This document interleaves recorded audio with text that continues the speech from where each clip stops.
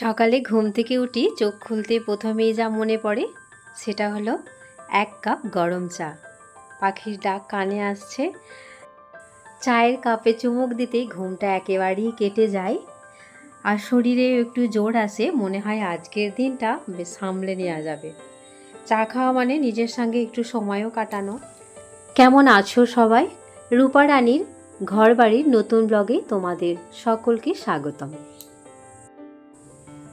আগের দিন রাতে ভালো করে রান্নাঘরটা মোছা হয়নি, তেল মশলার দাগ রয়ে গিয়েছিল, তাই আজকে একটু ভালো করে মুছে নিলাম। মশলার দাগগুলোও চলে গেল। তারপর একে একে বাসনগুলো ধুয়ে রাখছি। আজ ভাবলাম হালকা কিছু খাই, তখনই মনে পড়লো এই গোটা মুসুরির ডাল, এটাই উপযুক্ত হবে। তো প্রথমে ফোড়ন দিলাম কাঁচা লঙ্কা আর টমেটো দিয়ে নেড়ে চেড়ে একটু লবণ হলুদ জল দিয়ে তো সিদ্ধ করে নিয়েছিলাম। তো সিদ্ধ করার পর এখনও বৃষ্টি দেখো একভাবে অঝরে হয়েই যাচ্ছে। সিদ্ধ করার পর ডালটা অনেকটা ঘন হয়ে এসছে। এবার এর মধ্যে একটু ঘি দেব, ঘি দিয়ে নামিয়ে নেব। এটা মুড়ির সাথেও ভালো লাগে, আবার রুটি পরোটা ভাত যার সাথেই খাবে বেশ জমে যায়।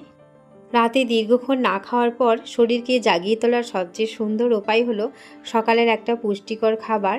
সবজি, রুটি, পরোটা, ডিম সেদ্ধ এগুলো সকালে ব্রেকফাস্টে রাখাই যায়। সারা রাত বৃষ্টি হওয়ার জন্য সকালে ঘুম থেকে উঠে দেখি গাছের ডালপালাগুলো একেবারেই এলোমেলো হয়ে গেছে। কিছু গাছ চচ্চর করে বেড়ে উঠেছে, এগুলোকে একটু সাজানোও দরকার আছে। তাই প্রথমে হাতে কাঁচি নিয়ে ডালগুলোকে, যে গাছগুলো আর কি বেড়ে উঠেছে সেগুলোকে একটু কেটে দিলাম। তারপর বাড়তি পাতাগুলো একটু ছাঁটলাম, যাতে আলো বাতাসও ভালো করে গাছের গোড়ায় বা গাছগুলোয় পৌঁছাতে পারে। ছাঁটার পর খুব মন খারাপ হয়, কিন্তু মনে হচ্ছিল গাছগুলো যেন একটু হাঁপ ছেড়ে বাঁচছে, একটু হালকা হলো, নতুন করে কুঁড়ি আর ফুল গজাবে। আর এই ছোট্ট কাজের মধ্যেও অনেক শান্তি লুকিয়ে থাকে। আগের দিনের কিছুটা ইলিশ মাছ ফ্রিজে রয়ে গিয়েছে, সেইটাকেই আজকে ইলিশ ভাপা করব। তো তার জন্যেই সর্ষেগুলো নিচ্ছি আর কিছুটা পাকা কাঁচা লঙ্কা, এগুলোকে একটু ব্লেন্ডারে ব্লেন্ড করে নেব। ইলিশ ভাপা মানে বাঙালির কাছে একটা পরিপূর্ণ আনন্দ, আর এর স্বাদটাও হয় রাজকীয়। এতে কিছুটা কাঁচা সর্ষে বাটা আর নুন, হলুদ, কাঁচা লঙ্কা, কাঁচা তেল এগুলোই একটা টিফিন কৌটোর মধ্যে ভরে ভাপাতে দেব। এটাকে একটু জল দেব, দিয়ে আর একবার ব্লেন্ড করব। এটা পুরোপুরি ব্লেন্ড হয়নি। আগে আমি অনেকবার চেষ্টা করেছি, কিন্তু বেশিরভাগই দেখতাম যে গোটা থেকে যেত। এবারে দেখছি বেশ মোটামুটি ঠিকঠাকই হয়েছে। প্রথমে মাছগুলো ধুয়ে নিলাম, হালকা নুন হলুদ মাখিয়ে সব উপকরণগুলো দিয়ে টিফিনে ভরে 15-20 মিনিট পর ঢাকা খুলব।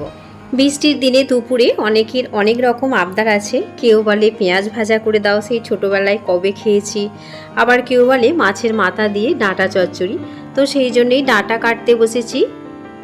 আর জানো তো, সর্ষে বাটার একটা টিপস, যদিও তোমরা সবাই জানো তবুও একবার বলছি, সর্ষে বাটার সঙ্গে সামান্য লবণ দিলে না এর তিতো ভাবটা চলে যায়।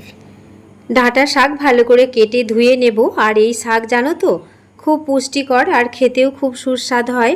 এই গোড়াটা আর দিচ্ছি না। 15-20 মিনিট হয়ে গেছে। এবার ইলিশ মাছটা একটু দেখি। একদম খাবার টেবিলে নিয়ে চলে এসেছি। নরম চালের গরম ভাত আর তার সাথে ইলিশ ভাপা শুনেই যেন জিভে জল আসে। ঢাকনা খুলেই মনে হলো এর ঘ্রাণ বাঙালির অত্যন্ত প্রিয়। ডাঁটা শাকগুলো সিদ্ধ করা হয়ে গেছে। এবার পেঁয়াজটা ভেজে নেব, তারপরে ডাঁটা শাকটা আবার করব।